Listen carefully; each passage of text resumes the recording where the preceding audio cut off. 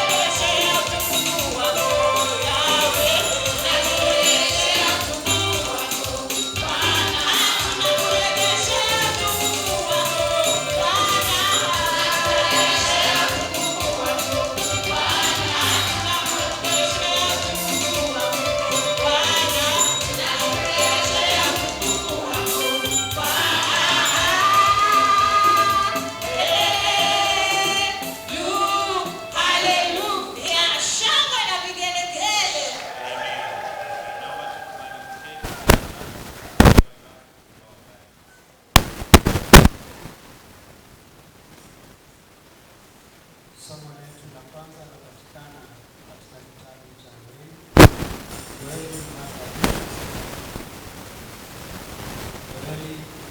mlango wa pili. Soma moja mpaka mbili, alafu tuvuke kuanzia 10.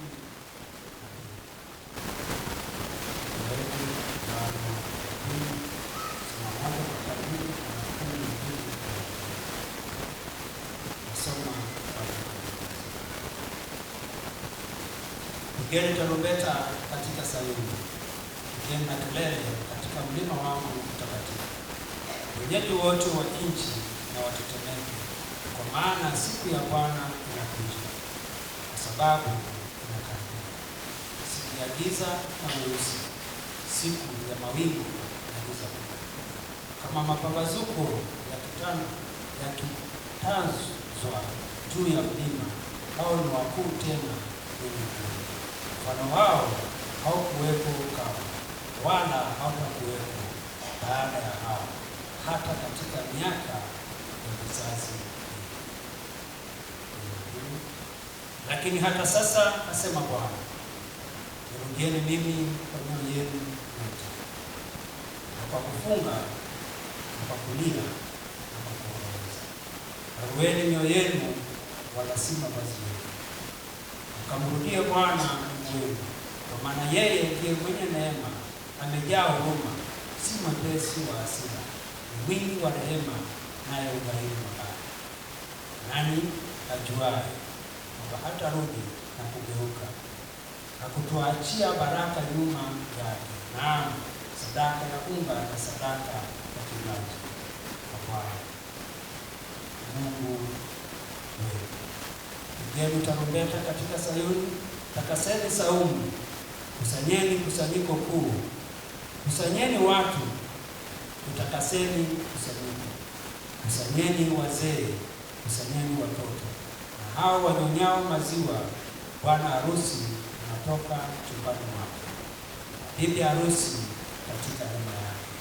Hao makuhani wahudumu kwa Bwana, na wale na walie kati ya patakatifu na madhabahu, na waseme, waachilie watu wako, ee Bwana, wala usitoe urithi wako kupata aibu, hata mataifa watawale juu yao. Kwani asema, kati ya watu yuko wapi Mungu wao? Na hili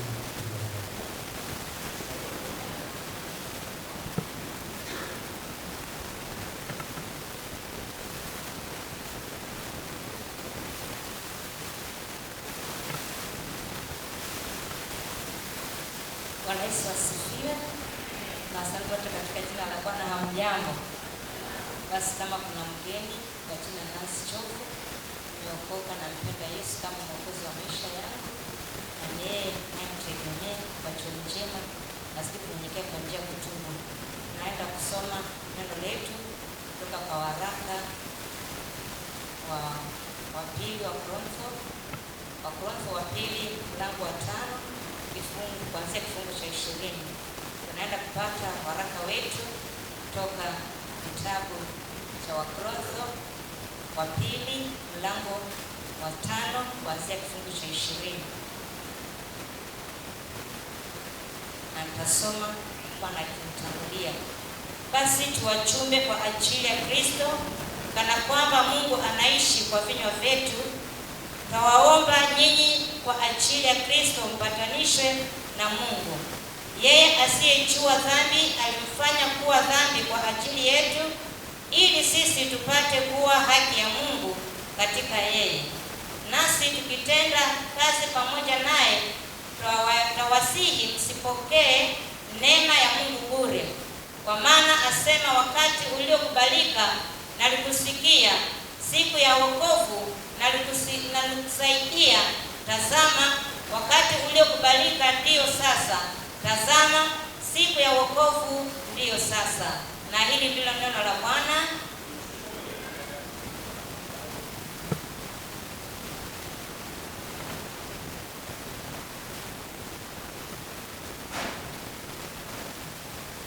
Neno lako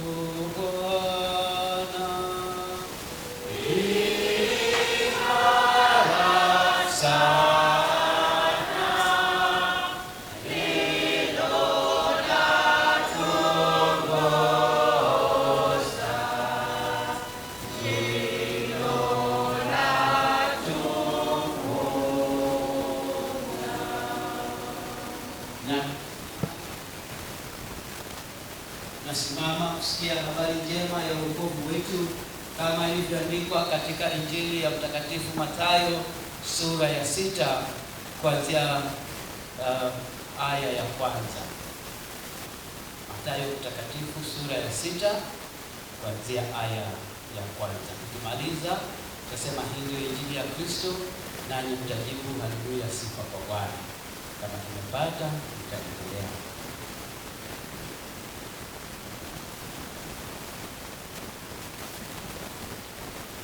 Angalieni,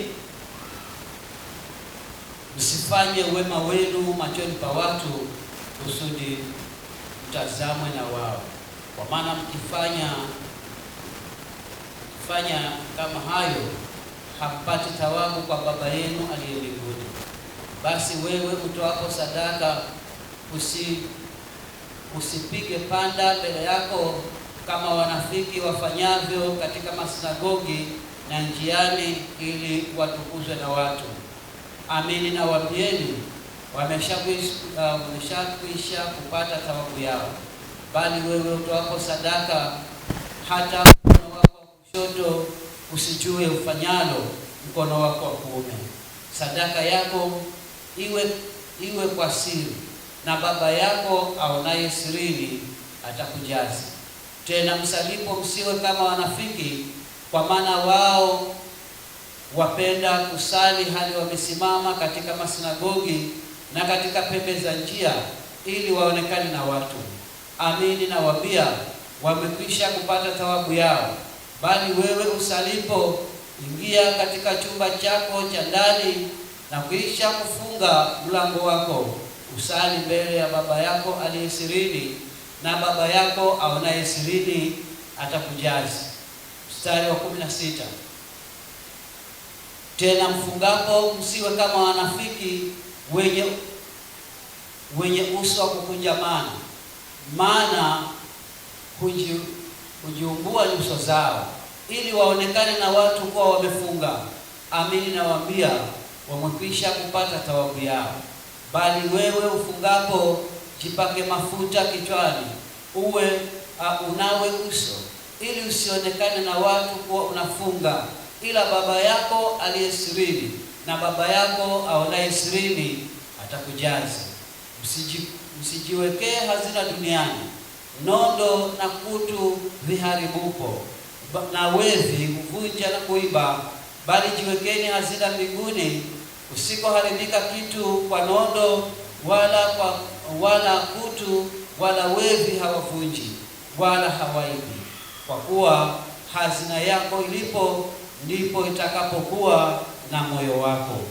Na hii ndiyo Injili ya Kristo. Haleluya, sifa kwa Kristo Bwana.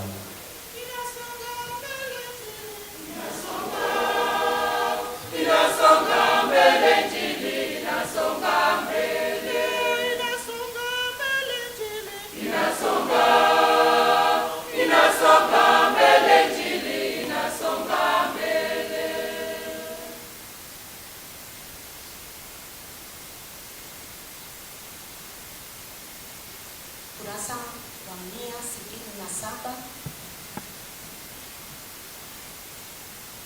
Twasimama pamoja na Wakristo wa karne zote duniani kote kuikiri imani yetu kwa maneno ya imani na matendo.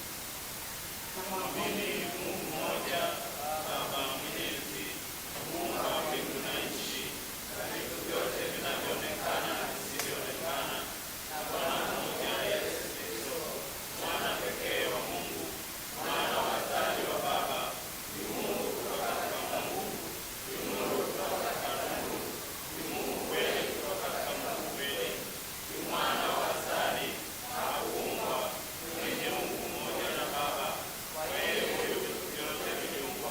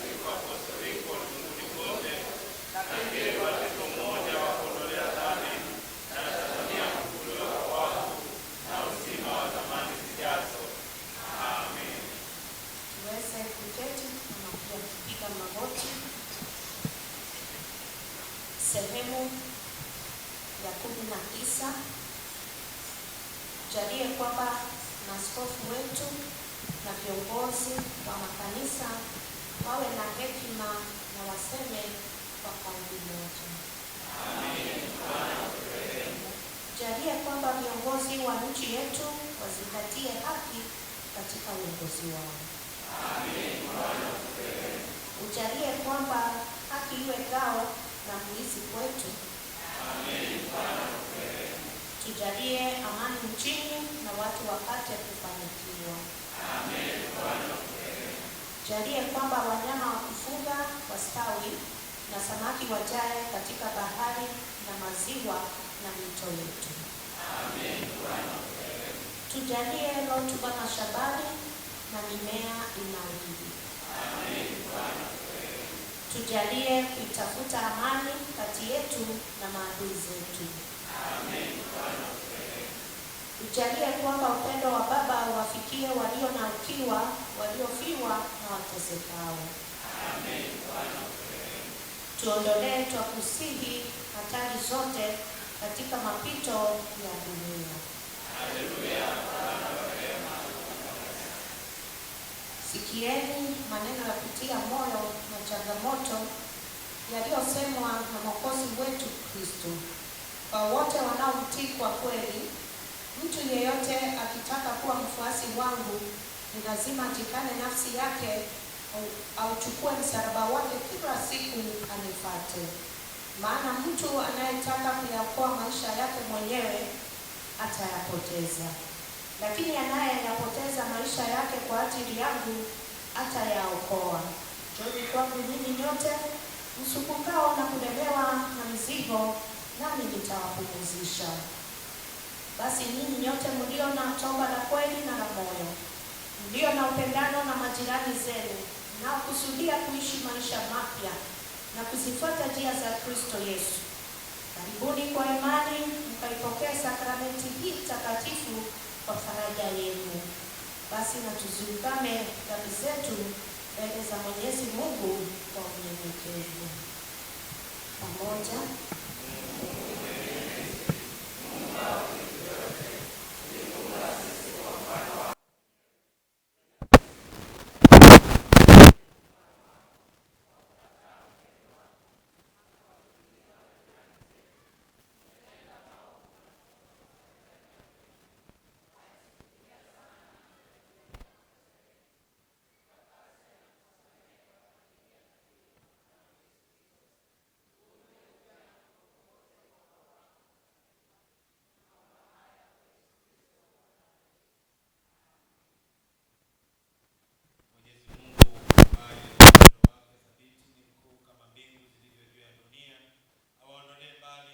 zenu kama mashariki ilivyo mbali na magharibi. Mungu ayaimarishe maisha yenu katika ufalme wake, awajalie haki yake hadi siku ya mwisho, kwa huruma yake Yesu Kristo aliye kuhani wetu mwenye huruma. Asante Baba.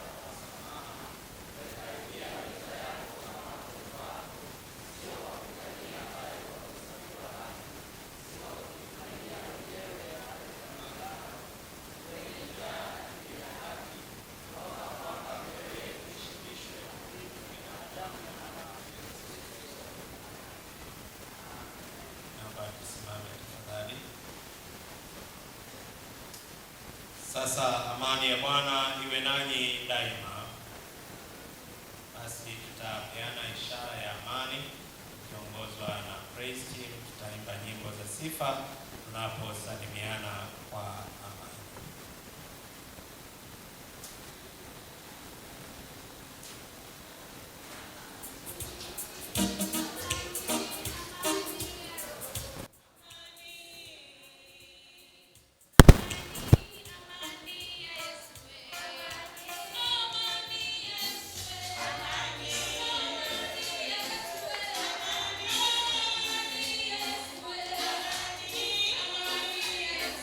Amani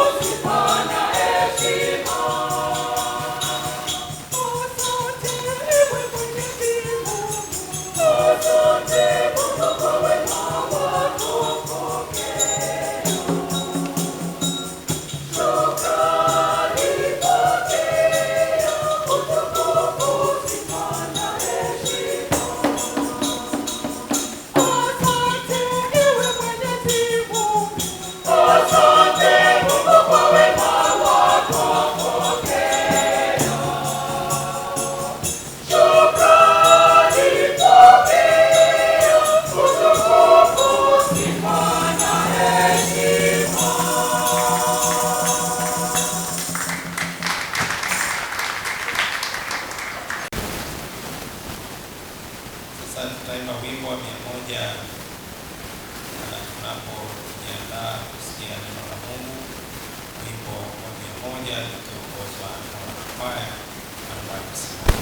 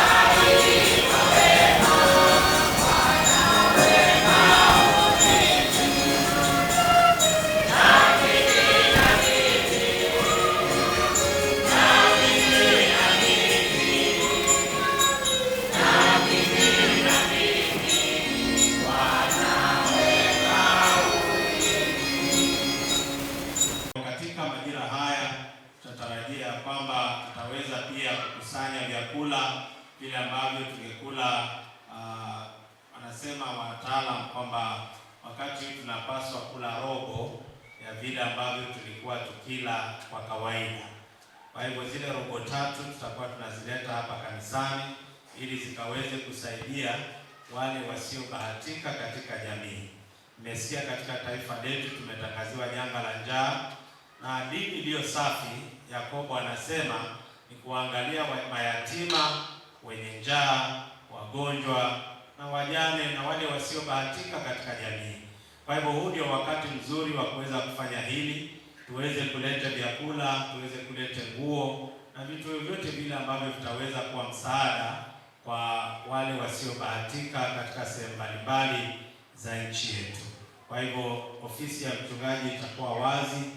Ukipata bandali ya unga ni mfuko mmoja, ni kilo ya sukari, ni mafuta, ni kilo ya maharagwe, chochote kile ambacho unaweza ukaleta na kikawa msaada kwa siku hizi 40, tafadhali fanya hivyo na Mwenyezi Mungu atakubariki sana. Kwa hivyo tunapoendelea kuomba, pia tuwe baraka kwa wale wengi ambao hawajabahatika katika jamii, kwa njia hiyo ya kuweza kuleta vyakula na vifaa mbalimbali vitakavyoweza kuwasaidia kujikimu kimaisha. Bwana Yesu asifiwe. Ujumbe wetu jioni ya leo ni rudini kwangu kwa mioyo yenu yote. Rudini kwangu kwa mioyo yenu yote. Natamani kama wanakwaya mngeweza kuimba huu wimbo baadaye wenye maneno haya. Unajua? Nirudieni kwa mioyo yenu. Si mnajua wimbo? Nisikia mmoja ashaujua. Haya. Bwana Saha Super Habari. Tafute hiyo tune. Tafute hiyo tune ya Bwana asema nirudieni kwa mioyo yenu yote. So ndugu zangu wapendwa katika Kristo, Leo tunaingia katika kipindi kitakatifu sana cha Kwaresma, yaani mwanzo wa saumu ya siku 40 na mwanzo wake ndio huu ibada ya Jumatano ya Majivu. Ni siku ya kutafakari, ni siku ya kutubu, ni siku ya kunyenyekeza mbele za Mwenyezi Mungu. Tunapowekwa majivu kwenye vipaji vyetu siku ya leo, tunakumbushwa maneno haya yaliyonenwa na Mwenyezi Mungu ya kwamba umavumbi wewe na mavumbini utarudi. Maneno haya yanatukumbusha udhaifu wa maisha ya mwanadamu, lakini pia yanatukumbusha neema ya Mungu iliyoachiliwa kwa wanadamu wote. Leo si siku ya huzuni tu, bali ni siku ya kurudi kwa Bwana. Ni siku ya kunyenyekea na kuzihuzunikia dhambi zetu, lakini pia tunapohuzunikia makosa yetu, ni wakati wa kutamani kumrudia Bwana kwa mioyo yetu yote. Katika kitabu cha Yoeli mlango wa 2 mstari wa 12 tunapewa wito wa kurudi kwa Mungu wetu. Mungu anatoa wito kwa wana wa Israeli waliokuwa wamekengeuka na kuacha njia, na anawaambia, nirudieni mimi kwa mioyo yenu yote. Bwana Yesu asifiwe. Maneno ya kitabu hiki yanasema, rudini kwangu kwa mioyo yenu yote, kwa kufunga na kulia na kuomboleza. Mungu hatuiti tu kwenye ibada ya nje, bali anataka mioyo yetu. Hatuiti tu turudi kwa dini na matambiko, bali anasema, rarueni mioyo yenu na wala si mavazi yenu, mkanirudie mimi kwa mioyo yenu yote. Toba la kweli, ndugu zangu na dada zangu, si machozi ya nje tu, bali ni mabadiliko ya ndani ya moyo. Si yale machozi yanaonekana tu kwa nje, lakini je, moyo wako jioni ya leo unaponyenyekea na kukumbuka uchungu kwa uchungu dhambi ambazo umezifanya mbele ya Mwenyezi Mungu? Kuna zile ambazo watu wanajua na kuna zile ambazo umezificha na mwenyewe unasema ni siri yako. Lakini machoni pa Mungu, Biblia inatuambia hapana siri kwa Mwenyezi Mungu. Anaona kila kitu cha kwako. Yale yote unayoyafanya, uliyoyafanya gizani, uliyoyafanya nuruni, yote yeye anayafahamu. Na ndiyo maana anatuagiza jioni ya leo ya kwamba tusiweke machozi ya nje tu. Watu wakaona ya kwamba kwa nje ni kweli tumehuzunika, tunatamani kubadilika, lakini Mungu anatamani mabadiliko ya ndani ya moyo. Bwana Yesu asifiwe. Katika msimu huu wa Kwaresma tujiulize swali hili: je, mioyo yetu iko karibu na Mungu au iko mbali naye? Je, moyo wako umemkaribia Mungu kwa kiwango gani? Ama je, moyo wako umeenda mbali na Mungu kwa kiwango gani?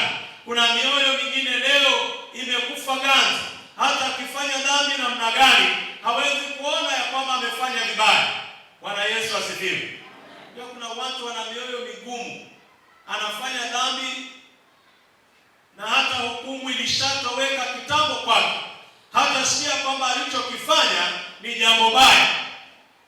Si kama nakumbuka wakati ule ungefanya dhambi na ungesikia kuhukumika, ungetamani hata kunyamaza, ungetamani tu hata kujisema mwenyewe ya kwamba ni kweli, lakini nimefanya 1, 2, 3. Lakini hebu muangalie jirani kidogo. Unaona vile anakaa msiri, ameficha dhambi katika moyo. Bwana Yesu asifiwe. Mwambie jirani, leo ni wakati wa kujitoa kwa Bwana. Mwambie ni wakati wa kurarua moyo na kumrudia Bwana. Bwana Yesu asifiwe. Sikia, hizi dhambi ulizozificha katika maisha yako, siku yako ni moja tu, zitakuja kukutoa nje. Mnamkumbuka Akani walipoenda vitani wana wa Israeli na wakaambiwa waangamize vitu vyote, yeye alichukua na vingine akakimbia navyo na akaja akavizika ndani ya hema lake. Na macho ya Mungu ni makali mno. Nakumbuka ile wimbo tulikuwa tukiimba Sunday school. Macho ya Bwana makali sana. Macho ya Bwana ni makali sana. Yaani yanaona kila mahali. Bwana akamwona Akani akichimba na kuzika vitu. Na vikao vinasababisha watu wakienda vitani wanashindwa kwa sababu kuna mmoja ambaye ana dhambi ya siri. Bwana Yesu asifiwe. Sikieni niwape siri jioni ya leo. Kuna vitu vingine vikifanyika katika maisha yako, na wakati mwingine unajiangalia, unajiona ni kosa gani umefanya. Huenda huna makosa, lakini kuna mmoja katikati yenu, miongoni mwenu, ambaye kuna mambo ameficha katika mioyo, na yanawafanya kila wakati hamsomi. Mnang'ang'ana, lakini kuna mtu ambaye ameficha dhambi, anawazuia hamwezi kwenda mbele. Kila wakati mkijaribu kwenda, yeye ndio chanzo cha ninyi kurudi nyuma. Mpaka wakati Mungu alipomwambia Yoshua wapange wana wa Israeli na wapite nyumba kwa nyumba, na wakaanza kupitishwa mpaka wakaja mtu kwa mtu, na ilipofika kwa familia ya Akani ndio ikajulikana ya kwamba kumbe Akani alichukua vitu ambavyo havikuwa halali na amevizika katikati ya nyumba yake. Alikuwa amefanya hivyo akisema, unajua kuna vitu vingine na hasa kuna waizi katikati yetu. Bwana Yesu asifiwe. Unajua wezi uchukua vitu wakaficha kwanza, na anavificha mpaka vio havitajitaji tena ndio aanze kufanya nini? Nimejua Mungu. Haleluya. Ndivyo alivyofanya Akani. Wazi wewe umeficha vitu vya siri, lakini siku moja, najua maandiko yamesema usipotubu dhambi zako zitakutoa nje, zitakuanika tu siku moja. Bwana Yesu asifiwe. Na sikwambii hili kukutishia. Mungu ametengeneza nafasi ya mimi na wewe tuje mbele zake kwa unyenyekevu, tutubu na kuungama dhambi zetu. Huu ndio wakati, jina la Bwana lisifiwe, wakati wa kujinyenyekeza na kujileta karibu na Bwana. Haleluya. Kwa hivyo kuna wito katika kitabu cha Yoeli 2:12. Yoeli anasema tumrudie Bwana kwa mioyo yetu yote. Bwana Yesu asifiwe. Patie mkono jirani, mwambie jirani, Bwana anatamani umrudie. Kuna wakati ulikuwa ukimtolea Mungu vizuri sana na haukuwa ukiuliza mtu, ulikuwa ukitoa bila hata kufikiria, na ukaja ukajiachilia. Jioni ya leo Bwana anasema nirudie. Kuna wakati ulikuwa ukiomba, yaani mpaka watu walikuwa wanayaheshimu na kuyaogopa maombi yako, ukaja ukaachilia. Bwana anasema nirudie kwa moyo wote. Kuna wakati ulikuwa ukiimba, yaani hakuna wakati ungekosa mazoezi ya kwaya, hakuna wakati ungekosa mazoezi ya praise team. Nimeuliza huyo baba pale nje, akaniambia baba, hii bandi ni ya kutafuta. Sasa bandi nisikieni, Bwana anawaambia nirudieni kwa mioyo. Bwana Yesu asifiwe. Pata wakati murudie Bwana. Ulikuwa ukifundisha Sunday school na watoto walikuwa wanabarikiwa, wazazi hawakuwa na shida, maana watoto walikuzwa katika kicho cha neno la Mungu. Ukaja ukaachilia, ukavunjika moyo, ukaviacha.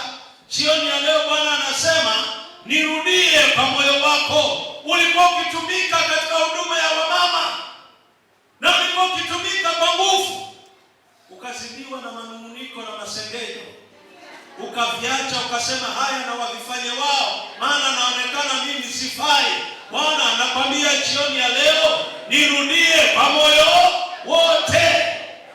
Bwana Yesu asifiwe. Bwana Yesu asifiwe. Simwambie jirani tena, jirani, ni wapi mrudie Bwana. Haleluya. Katika Zaburi ya 51 Zaburi ya 51 kuna ombi Daudi aliomba. Akamwomba Bwana, maana Daudi alisema nimejua mimi makosa yangu na dhambi yangu mbele yangu daima, lakini Bwana usitiri uso wako, usitazame dhambi zangu, usifute na hatia zangu zote. Maana dhabihu za Mungu ni moyo uliovunjika na kupondeka. Mungu utaudharau. Alafu Daudi akaomba akamwambia Bwana, niumbie moyo safi. Haleluya. Amen. Daudi anaomba, Mungu uniumbie moyo safi, uifanye upya roho iliyotulia ndani yangu. Daudi alitambua kuwa tatizo si matendo. Tatizo si matendo yako tu, bali tatizo ni moyo wako. Bwana Yesu asifiwe. Yeremia 17 inatuambia moyo wa mwanadamu una ugonjwa wa kufisha, ni nani awezaye kujua? Moyo wako una ugonjwa wa kuua. Kufisha ni kuua. Moyo wako umebeba ugonjwa, na si ugonjwa mwingine, bali ni ugonjwa wa kuua. Ndio maana Daudi alitambua ya kwamba si matendo yangu machafu tu, lakini moyo wangu ndio wenye shida. Unajua kitu chochote kibaya chatoka wapi? Kwanza Yesu akasema si kinachoingia ndani ya mtu kinachomtia unajisi, lakini ni kinachotoka ndani yake. Mawazo yanayotoka kwa moyo wako. Ndio maana hata Daudi anasema kabla anene lote, anasema mawazo ya moyo wangu na maneno ya kinywa changu yapate kibali machoni pako. Maana moyo una ugonjwa. Simwangalie jirani tena, mkumbushe, mwambie jirani, moyo wako una ugonjwa wa moyo. Haleluya. Haleluya. Sikia, ukiona mtu anaongea matope, ukiona mtu ana matendo yasiyo sawa, ukiona mtu anafanya vitu ambavyo havifanani naye, usimlaumu, laumu moyo wake. Maana vyatoka moyoni. Kuna tabia zingine mtu amejaribu, ameng'ang'ana, dili na moyo, usidili na tabia. Bwana Yesu asifiwe. Si hata mwaka jana ulipokuwa unaisha ulisema utaacha. Ukaandika kabisa resolution. Hii inaacha mwaka huu. Januari tarehe 1, tarehe 2, tarehe 3. Si ulirudi tena? Sasa ule jamaa ulisema unaachana naye. Ule mpango ule. Ukasema mimi nimemalizana. Tena ulienda kwake kabisa kumwambia leo tutafanya mara ya mwisho. Hatufanyi tena mimi na wewe. Mimi nawaambia kweli yenyewe.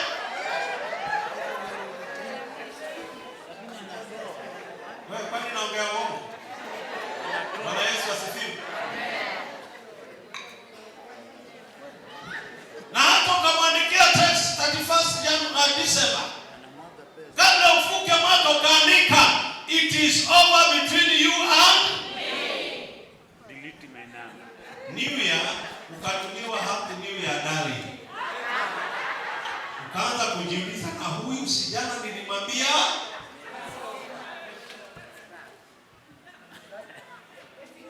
Ajuzi Valentine ikawaje? Valentine. Sumerudi pale pale. Pale pale ulipokuwa hupataki. Umejikuta umerudi pale. Haya, sijasema ni nyinyi, nimesema ni wale hawakuja. Kwa sababu ninyi hamjarudi pale, mlitoka na mkatoka wenyewe. Bwana Yesu asifiwe. Amen. Daudi alitambua tatizo si matendo. Sikia, sasa zingine usisumbuke sana na matendo yako, si shida. Hilo silo tatizo tu. Tatizo lenyewe lipo wapi?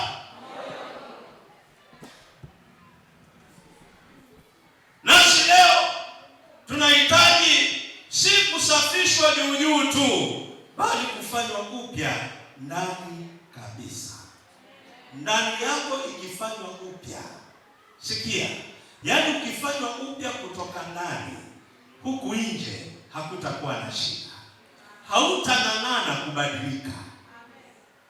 Ukiumbiwa roho mpya, mambo yote yatakuwa Majivu leo tutakayowekwa leo yanapaswa kutukumbusha ya kwamba sisi ni dhaifu, lakini neema ya Mungu ni kubwa kuliko dhambi zetu. Bwana Yesu asifiwe. Najua tayari umeanza kukumbuka dhambi zile ulizonazo, moyo wako umejaa giza. Sasa zingine unazikumbuka alafu unajipa moyo, lakini watu hata hawajui haya ninayofanya. Hawaelewi. Hii ni siri yangu hii. Lakini nikukumbushe ukweli mchungu, kuna Mungu anayekuona. Kuna Mungu anayekujua. Bwana Yesu asifiwe. Jambo la tatu, Wakorintho wa pili mlango wa 5 mstari wa 20, kuna wito wa upatanisho. Kwanza Mungu anatoa wito wa watu kumrudia. Pili, kuna ombi, mwanadamu anaomba ombi la kupewa moyo safi. Lakini tatu, kuna wito wa upatanisho. Mtume Paulo katika waraka wa pili wa Korintho anasema mpatanishwe na Mungu. Simpatie jirani high five, mwambie jirani leo kubali kupatanishwa na Mungu. Na anaongeza kusema sasa ndio wakati unaokubalika. Sasa ndio siku ya wokovu. Anasema siku ya wokovu si nyingine ni lini? Ni leo. Huu ndio wakati. Amen. So usingoje kesho. Usiahirishe toba yako. Hivi kama moyoni unahisi Bwana anakuambia kuna mahali unapaswa kutubu, usingoje kesho. Tubu leo. Jina la Bwana lisifiwe. Maana leo ni siku ya kuanza upya. Leo ni siku ya kumrudia Mungu kwa moyo wote. Jina la Bwana lisifiwe.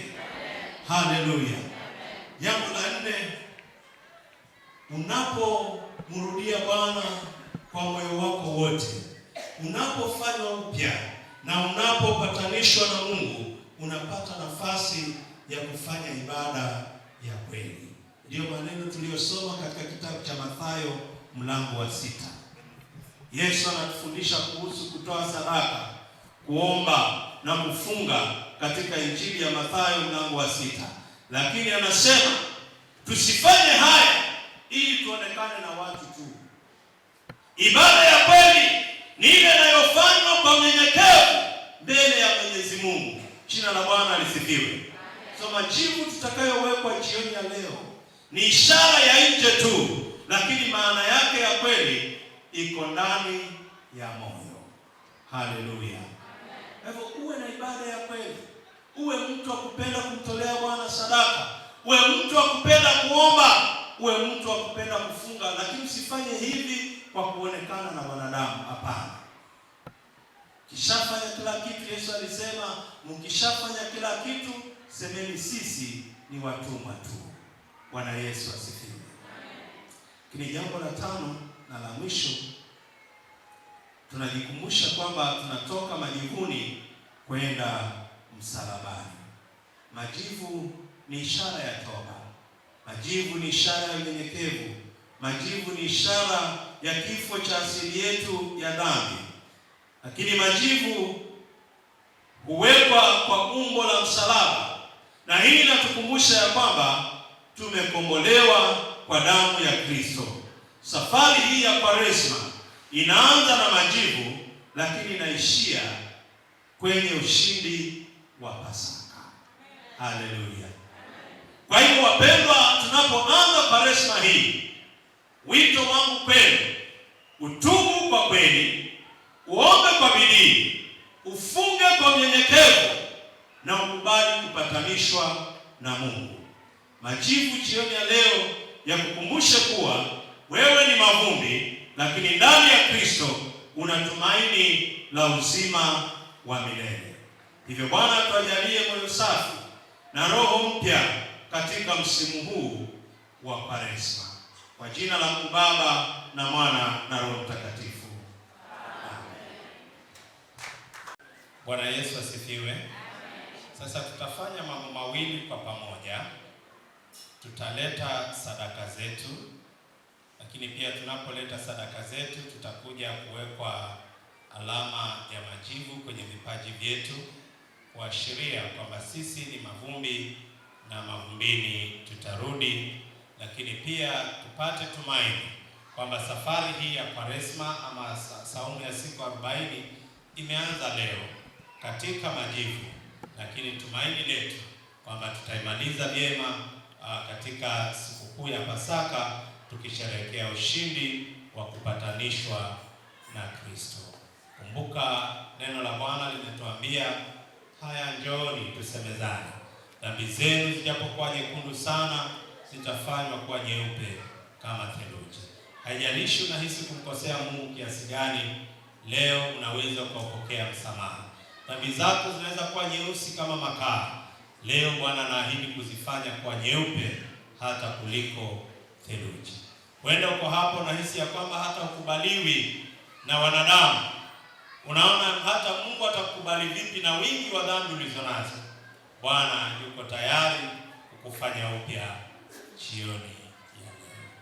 Amen. Tutakuwa tukiimba wimbo wa 122 tunapoleta sadaka zetu kwa Mwenyezi Mungu, lakini pia tunapopokea alama ya majivu kwenye vipaji vyetu. Hivyo tafuta sadaka yako tuweze kuikabidhi kwa Mwenyezi Mungu,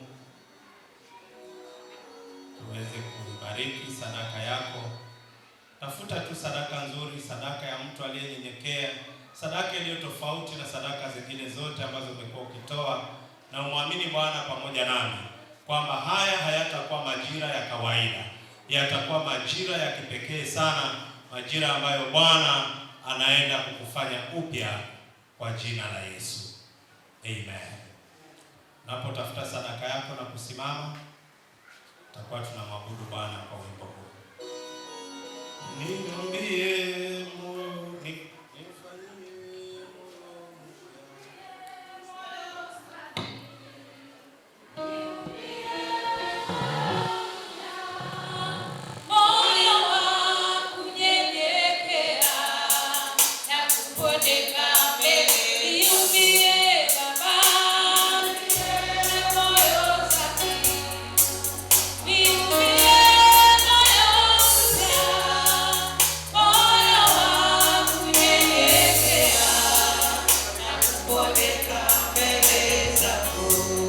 Umepata sadaka yako.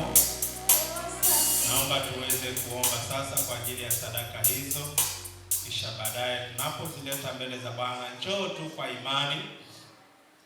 Sikia, naomba leo tuwe sadaka kwa moyo uliomwelekea Bwana. Unapokuja hapa, tutaita malaika waje pia hapa. Malaika waje wakutane na mahitaji ya moyo wako. Naomba hii iwe ibada utakayoikumbuka mwaka huu, ibada utakayokiambia, nilienda kumtolea Bwana sadaka na nikaupokea muujiza wangu. Naomba inue sadaka yako tuweze kuomba kwa Bwana. Bwana, ninakushukuru kwa sababu ya sadaka za wateule wako hawa. Wako tayari kuzileta mbele zako, lakini zaidi mioyo yao wanaileta kwako. Bwana Yesu, ninaomba mbingu zikawe wazi hivi sasa kwa ajili ya mtu anayekuja mbele kukuletea sadaka. Naomba ya kwamba malaika wako washuke hapa na muujiza na jawabu la maombi la kila mtu anayekuja kutolea sadaka Mungu. Na kwa alama ya majivu watakayopokea kwenye vipaji vyao, Bwana, wakakumbuke ya kwamba wao ni mavumbi na mavumbini watarudi, lakini lipo tumaini la ushindi katika Pasaka wetu aliye Yesu Kristo, aliyetuletea ushindi wa kifo na mauti. Na hivyo kwa sadaka hizi, yabariki maisha yao, ubariki biashara zao, ufungue kila fundo katika maisha yao na kuyaponya magonjwa yao. Kwa jina la Yesu Mwokozi tumeomba na kupokea. Amen. Wimbo wa 122. Yeah.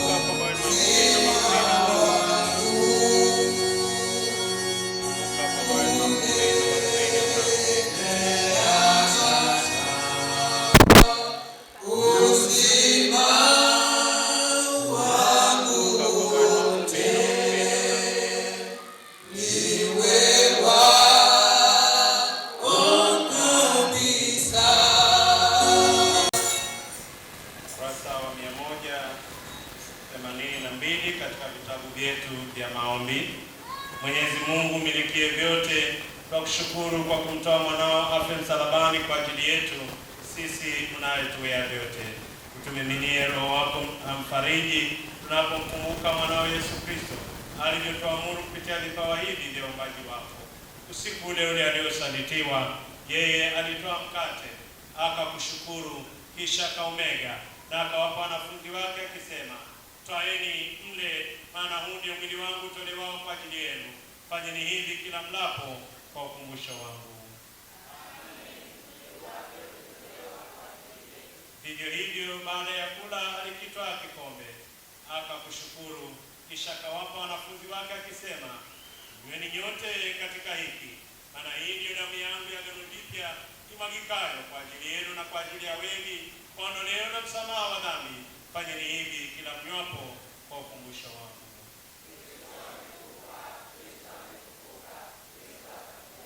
Nasi ndugu na dada, kwa damu ya Kristo.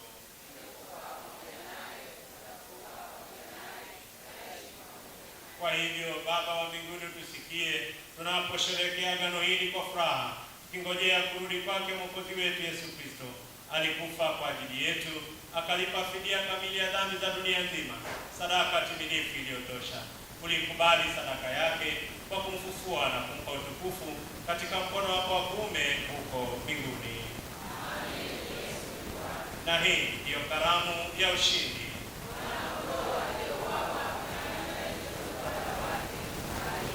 Na kama Mwokozi wetu alivyofundisha, kiketi sote kwa ujasiri kuomba. Baba yetu uliye mbinguni, jina lako litukuzwe, ufalme wako uje, utakalo lifanyike duniani kama huko mbinguni.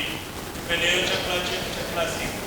Tusamehe makosa yetu kama nasi tunawasamehe waliotukosea. Usitutie majaribuni, lakini utuokoe na yule mwovu, kwa kuwa ufalme ni wako na nguvu na utukufu hata milele. Na sasa twaumega mkate huu ili tushiriki mwili wa Kristo.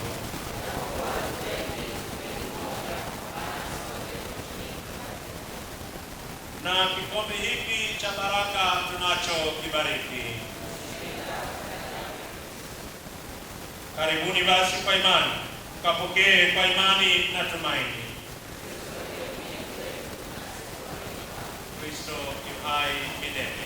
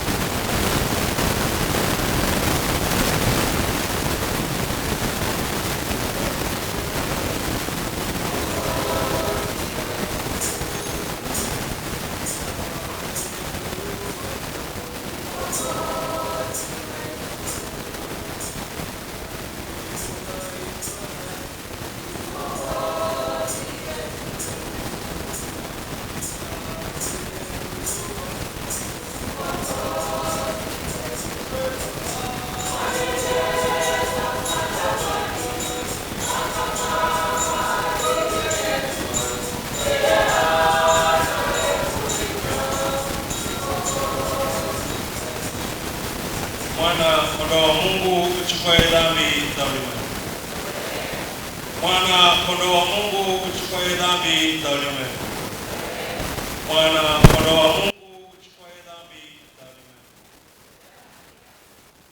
Na huu ndio mwili wa Bwana wetu Yesu Kristo uliotolewa kwa ajili yako, kuhifadhi mwili na roho yako hata uzima milele. Pokea ule huu, kumbuka mwili wa Kristo tolewa kwa ajili yako, nawe umlie moyo wako kwa imani ukishukuru.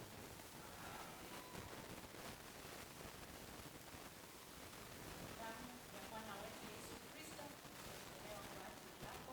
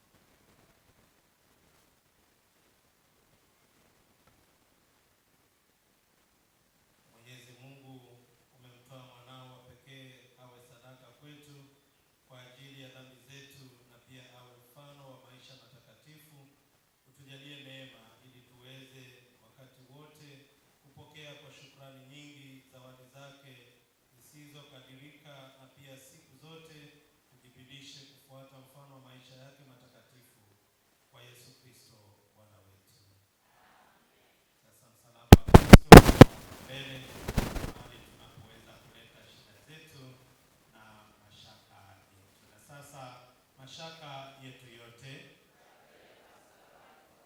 taabu zetu zote, kazi zote za mwovu Shetani na matumaini yetu yote. Amen. Niombe ile bendera ya kina mama tafadhali ilete hapa mbele haraka. Na mama mlete bendera yenu. Wakfu tayari kwa matumizi ya ibada ya kanisa hili.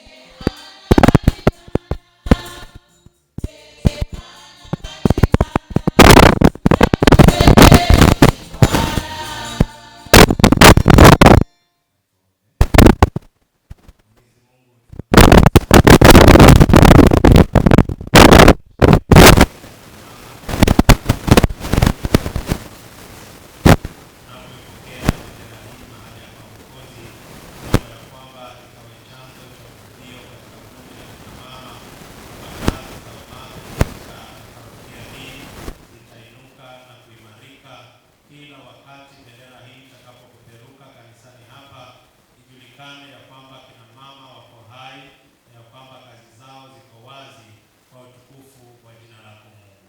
Na hivyo kwa imani tuliona katika Kristo tunaweka wakfu bendera hii. Jina la Mungu Baba na Mwana na Roho Mtakatifu.